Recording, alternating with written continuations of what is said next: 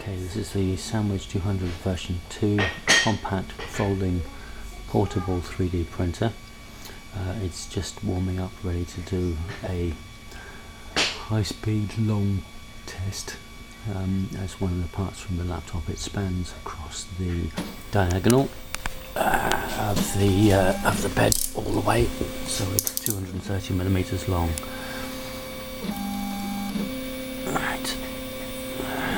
Cura default thing splurges out stuff over there, so I've got to get rid of this. This we're running at, I think it's going to be 400 millimeters a second. We have a Flex 3 drive on this. Okay, alright. So this is a Flex 3 drive, by the way. It's got a 40:1 drive ratio, worm drive in it, and basically it offers you the best of both the direct drive world and the Bowden world, because you get the lightweight, the extruder motors. Whoa, shit.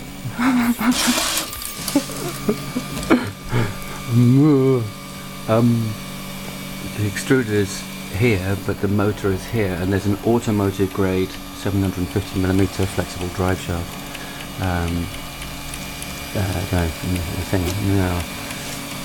Looks, that's blobbing. Might not have calibrated the.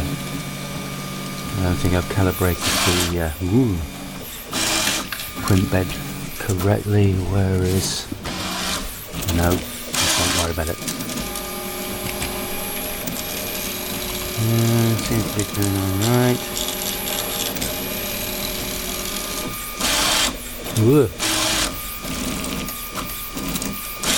There's a couple of pieces, wiggly pieces at each end. Those tend not to stick, but I want to see the quality of the. No, those bits aren't sticking at the end. I'm going to have to do something about this. It's a very unusual part, this. And that's not sticking at the end there. That end. Let's manage to leave it going, see how it runs.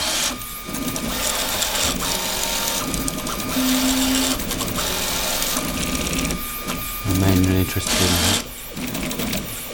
in oh, a bit sticking. Where is it sticking at that end? No, it's not, but that's all right. Very odd, this. I want to see what the quality's like at that end. No, I'm going to have to stop this. I'm going to have to stop this one. It doesn't seem to be, although it's travelling that fast, it doesn't seem to be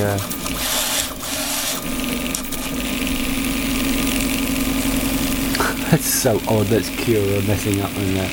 Alright, listen, I'm going to stop this one and rerun it. Alright.